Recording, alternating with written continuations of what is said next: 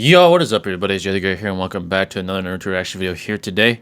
And today we have a very interesting topic by the great Six, and as you can tell by the title, this is the Hinata Fallacy. So folks, that title does spark up some questions, right? What does Six exactly mean by the Hinata Fallacy? Right, there are a few possibilities that come to me when I try to break down what that might mean.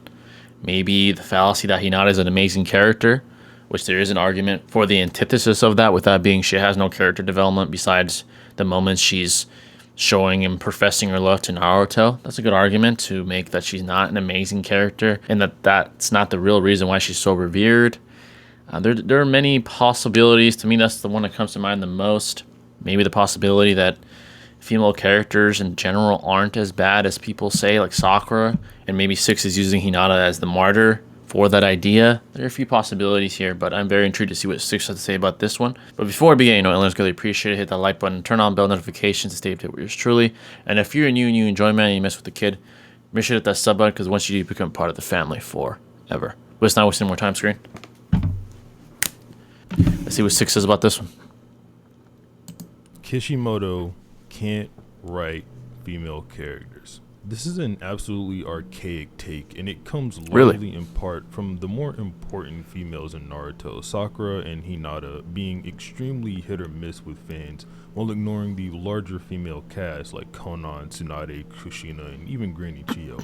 All of them have extremely decent or well-written stories that just so happen to take up a short portion of Naruto's 700 chapters, so they don't really get considered in the conversation. Interesting. I mean, to be fair, Granny Chiyo is only in the manga for close to 30 chapters, from chapter 252 to chapter 279 when she dies, but within those chapters she has a great character arc that I plan to talk about in the future. I made a video hating Sakura or whatever, and the comments in response to that video at large gave me an idea for something that I'm calling the Hinata Fallacy. The Hinata Fallacy can change definitions depending on what side you take in the debate, which makes it kind of special. If you were to sit and observe a group of Sakura stans or watch them defend hate on Sakura, you are very likely to hear one or multiple of them throw a line at you that sounds something like, "How could you hate Sakura when Hinata is way worse?" This line can obviously change depending on context, but it will generally all be the same. Then on the flip side, you have people who praise Hinata in Sakura's stead. I'm sure we've all heard the cringy lines like, "I'm looking for my Hinata in this world full of Sakuras," or other cringy things that center around something like this. The overall point here is that Hinata is used as some point of comparison for both sides, when she shouldn't be, because she also just kinda sucks. You put Sakura and Hinata up against each other in a character contest and it's really just a gigantic mid-off. Last thing I want to do before getting started with the video is define what a fallacy actually is, considering I know a lot of you don't know and it's going to be needed for the video to be understood. A fallacy, as defined by Oxford Languages, has three different definitions. A mistaken belief, especially based on an unsound argument, a failure in reasoning which renders an argument invalid, and faulty reasoning, misleading, or an unsound argument. Any one of these definitions can realistically fit what we're talking about here, but let me give you an example of a fairly simple fallacy to understand, and it's also one of my favorites, that being the argument from ignorance or appeal to ignorance fallacy. This fallacy you probably run into all the time and just don't even know it. The fallacy occurs when someone claims their argument is true based on a lack of evidence that it is not true. Let me give you a fairly simple example of this. Sasuke can do the Rasen Shuriken because we've not been shown that Sasuke can't do the Rasen Shuriken.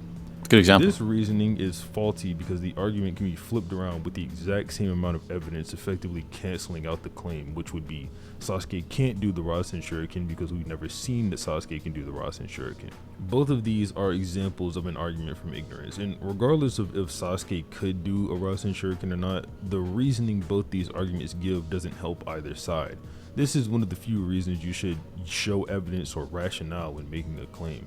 Agreed. Anyway, this intro has been long-winded enough. Sorry, I needed to explain a lot before continuing on with the video, but just asking for one last thing before we get started, which is that you like the video and subscribe to the channel, since it helps the channel out a lot. But let's get started with Hinata versus Pain. This fight gets a lot of praise for, I think, a couple of reasons. For one, the fight is pretty visually pleasing to look at when watching the anime, which most of us did upon our first viewing of the Naruto franchise, and this fight doesn't have any glaring power scaling issues that other fights in Naruto have, so the performance is very believable from the characters participating in it. If you watch the anime of this, Hinata only lands one hit on Tendo Pain's body because Nagato starts coughing and left the body unattended momentarily. The moment lasts just long enough that you get the feeling Hinata might even be able to free Naruto of the restraints placed on him by Pain before Pain hits her with another Shinra Tensei. That's the biggest one we've seen so far, and it's unclear if she'll even get up from it. I'll touch back up more on this fight in a minute because I want to mention the last reason I think this fight is held in such high regard, and that is that it's placed in the middle of one of the series' most popular arcs. Literally everyone and their mom likes the Pain arc and can see the value it has for what it is. The Hinata versus Pain fight in the manga takes place on chapter 437 called Confessions, and this is one of the few times I think the anime outdoes the manga in every way, shape, and form. This fight does not feature Hinata trying to free Naruto of the rods in his skin. She just attacks Pain and gets instantly no-death by a Shinra Tensei. That being said, considering I only covered Sakura's actions from the manga, I have to be fair here and do the same thing for Hinata, and this fight is just a complete pathetic display from Hinata. The lack of removing the rods from Naruto and Hinata mentioning she doesn't mind dying make this come off like a complete suicide mission because she knows she can't beat Pain. Naruto knows it, Pain knows it, and we, the audience, knows it. It makes Hinata come off like an idiot rather than heroic in any way because, yeah, while in the anime it's pretty clear she won't get to free Naruto, it's a much more believable goal than taking out Pain at this point in the story. I haven't gone as far as calling Hinata useless here because her sacrifice serves the purpose of pushing Naruto to the boiling point in terms of anger and allowing him to release 4 tails to break Pain's restraints and then 6 tails after that. But allow me to be genuine here, I don't think I should count someone's sacrifice as a use, especially when that sacrifice did not come as a direct result of that person's intention. If I had to compare this to somebody, it would be Jiraiya. I think that that's the most logical thing to do considering he also sacrificed his life to help bring down Pain. Jiraiya's sacrifice came as a direct result of his intent to figure out Pain's secret and take him down. He died so that everyone else could live and hopefully beat Pain. Then you have someone like Kakashi who also fought Pain and died under similar circumstances whilst trying to save Choji from an incoming missile by the Asura path. It was a split-second decision that allowed Choji not only to live, but to give a vital piece of information about Tendo's abilities to Tsunade and by extension the rest of the Leaf Village. This is not only expected of a ninja with his caliber of intelligence, it's just an honorable thing that makes Kakashi even more likable than he already was. Like I said, the anime gives Hinata a bit more of a realistic goal here, but I'm going to show you on screen the entire fight between them in the manga. As you can see, it is only 1 page long. Anyway, I think I've talked about this long enough. I think I've gotten my general point across on that. Now, where the Hinata fallacy comes in this controversy is with Sakura in this arc as well. All Sakura did was sit by and cry for Naruto. She's useless. Meanwhile, Hinata does nothing leading up to Pain while Sakura is fighting off the Animal Path summons. I mean this, by the way. Pain's assault prior to Naruto showing up covers from chapter 419 to 430. And in these chapters, Hinata is shown doing nothing to help out against the assault while Sakura saves on panel a minimum of 3 people. Konohamaru, Sakura, Choji, and Choza all do more than Hinata here to help against Pain. That's without mentioning the more popular characters you'd expect to do something like Kakashi and Tsunade.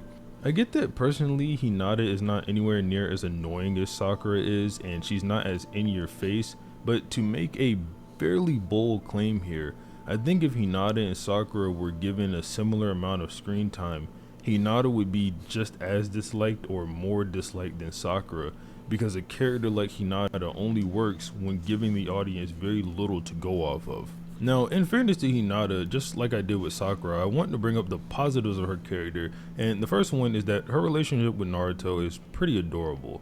I specifically like the moments that they have together in the war arc and the end of the last movie. When Obito kills a bunch of the members of the Shinobi Alliance, and it seems like maybe, just maybe, he'll finally get Naruto to break, it's nice to see that Hinata is able to prevent that from happening, the same way I think Rin would have been able to prevent Obito from ever breaking if she hadn't met her demise.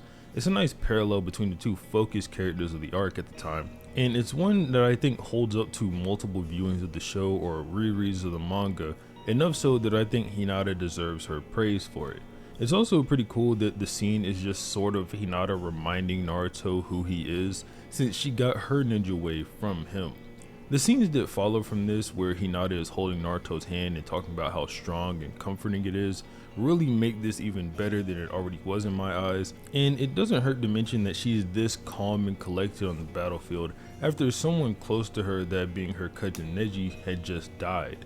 I also enjoy the scene of her giving Naruto the healing ointment, not for any super specific reason, I just thought it was pretty cool. Hinata also has pretty entertaining fights. Her fight with Neji is the first one that comes to mind, and while I do think the majority of this fight's entertainment came from Neji, Hinata was definitely not slacking. This one panel where she's coming at Neji and Neji's just deflecting her attacks is pretty cool, and it's followed by Hinata finding a way through his defense and landing a hit on him.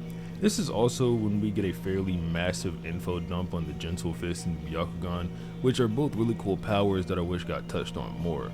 The next one isn't really a fight, but Hinata was able to blow back a Ten Tails hand with an air palm after being amped up by Kurama's chakra, and that was just pretty cool.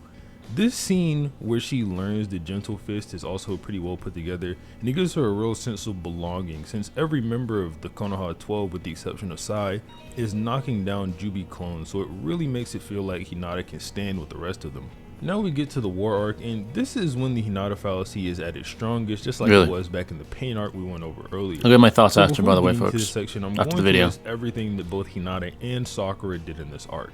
Hinata talks to Naruto and calms him down post Neji death. She blows back a Jubi hand with an air palm. Prior to Neji's death, she was deflecting wood spikes coming at Naruto. She popped Naruto's shoulder back into place using the Gentle Fist so he could throw his Rasen Shuriken, and she learns how to do the 8 trigram 64 palm technique. She's also included in the gigantic massive Rasengan barrage on Jubito, and that's pretty much the extent of her participation in this arc, aside from minor things here and there earlier.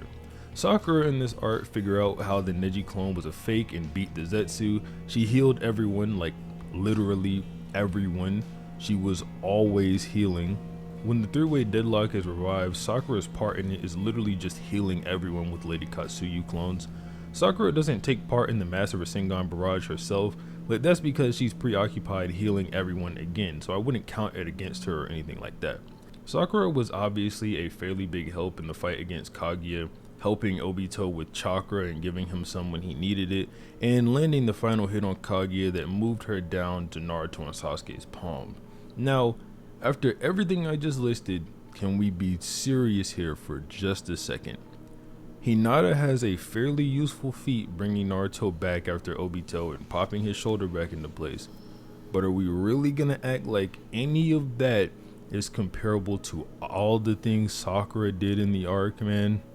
Like, come on. Sakura's trash, and I gave her a ton of flack in my video, but in that video, I did not once ever call her useless. You know why? It's simply not a valid criticism. At this point, I love it for the memes, but be real with yourself. Sakura has tons more use than Hinata, especially in the war arc. Now, I won't be disingenuous, of course. I think the main problem with Sakura's seeming uselessness is the fact that she's supposed to be a main character, which is valid. You should want your main characters to be useful, but as I've just gone over, Sakura has use. I think this is more of a writing issue than a fan issue, though to be fair, because Sakura is useful at very far away and nuanced points in the story. And what I mean by that is that Sakura being useful in the war arc is too late for people to start paying attention to her. It should have been way more apparent way quicker. A common take I hear is that Sakura was gearing up to be one of the most useful people in part 2 during the Kazekage rescue arc, and then she simply just dropped the ball. And I have to agree, but it shouldn't have been that way.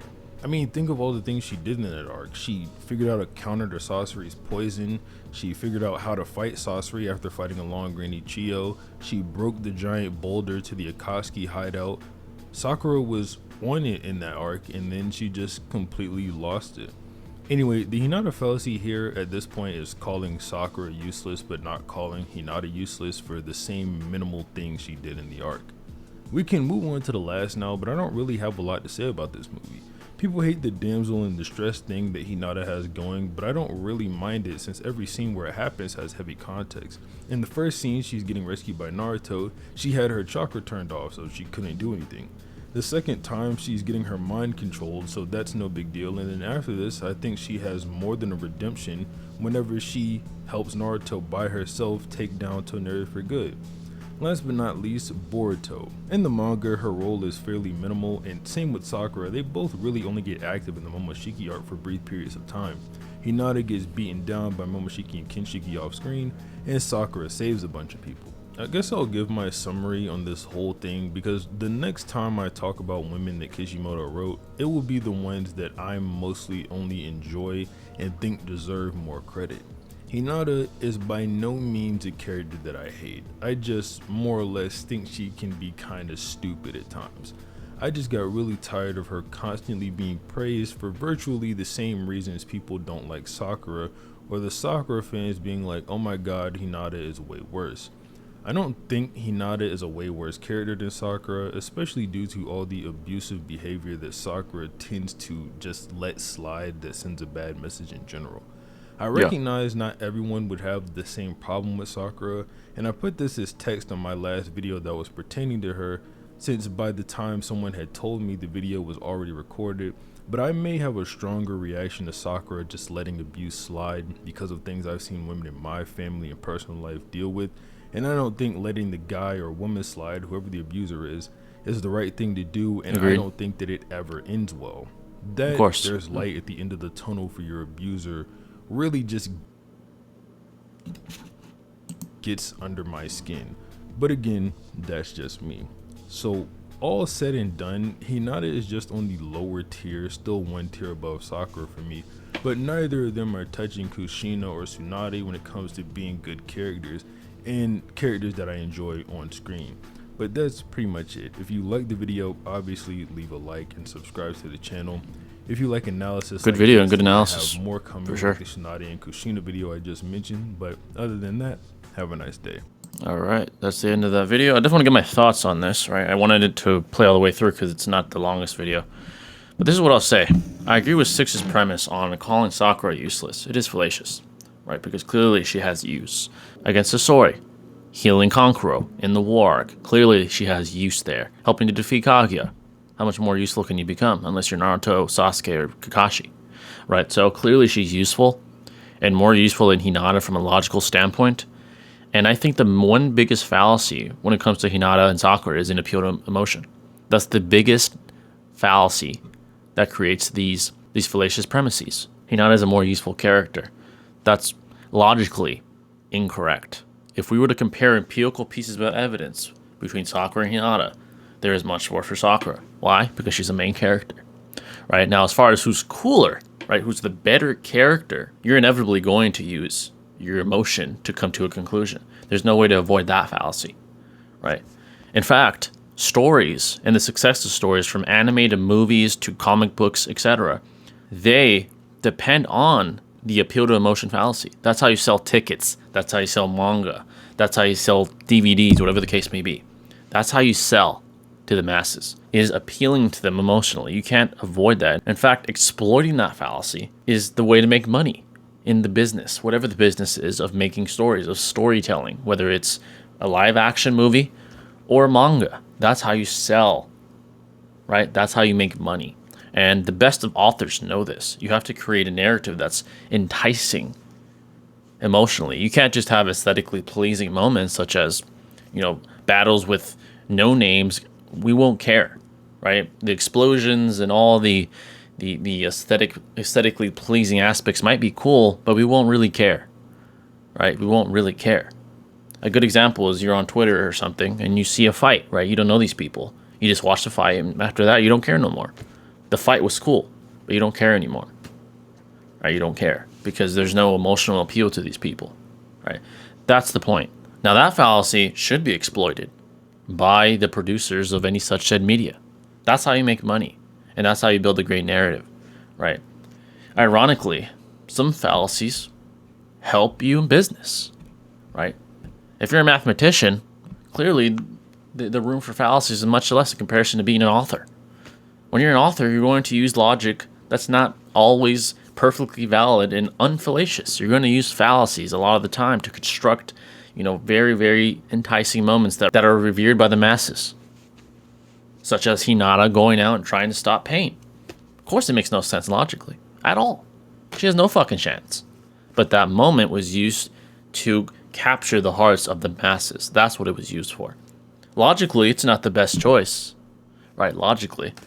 Statistically speaking, it's a very high probability that she'll die and Naruto will still be in the same predicament. Logically, statistically speaking, of course. But the moment was used to entice the people, to have them more so revere Hinata. Right, and I think there's some value in that. Now, I do agree with 6 overall premise, though, that Sakura being useless is a fallacy. It's absolutely a fallacy. And with the catalyst obviously being an appeal to emotion, we just don't like Sakura. Sakura is just not that well written to the people. She indirectly advocates for physical and emotional abuse, with Sasuke treating her like shit and almost killing her multiple times. That's just advocating for abuse. An obvious aspect that we can point out and triangulate, right? While conversely, Hinata is just a very loyal woman, right? A very loyal individual to Naruto, regardless of his circumstance. Even when he was a nobody, he was hated by the entire shinobi world and Konoha in the very beginning, she still had those feelings. She never changed. So she's just an easier character to revere emotionally, which leads to these fallacious claims such as Sakura being useless. This is what you can say, in general, for Sakura. She is useless in terms of emotional appeal. She is. And I don't think that's fallacious. But I do think it's fallacious, like Six said, to say she's useless in the narrative. She has much more physical contribution against the worst of antagonists in comparison to Hinata. Hinata has very little. She has more emotionally appealing moments than Sakura. I'll give you that. But as far as physical contribution, logically speaking, Sakura wins in that department. I like Hinata more because she appeals to me more emotionally, just like most of the masses in the Naruto fandom. Rightfully so. So, I do agree with 6 on this premise, though. Overall, he's just trying to say Sakura's not useless as far as on paper. She's not. Look what she did in this war, this altercation, and this altercation. He's right. But again, in the business of media, of storytelling, appealing to emotion is very, very valuable. Despite it being a fallacy, it's very valuable to many authors around the world. Very, very valuable. That's how you make money, right? That's how these people make money. That's how you have geniuses like Kishimoto, Toriyama, in other fields of discipline, movies, comic books. That's how you bring in the people. That's how you entice them to digest your media, to digest your narrative, the narrative that you constructed, right? So this was a very interesting video, and I like the philosophical undertones in this video, him explaining fallacies. A lot of people don't know what that is. In fact, many people don't even know they're using them, right? It's just lack of awareness. So I think philosophical aspects are important to know, and I'm glad 6 touched up on that. Very, very good video by 6. But I think that's going to wrap it up, folks. Let me know your thoughts in the comment section below. What do you think about Hinata, female characters, Sakura, and Naruto in general? Do you think Sakura gets an unfair shake, gets an unfair chance, and Hinata gets too much of a chance? What are your thoughts? Whatever they may be, leave them in the comment section below. I'm always interested to read, and I'll catch you in the next one. This is JW signing out. Peace.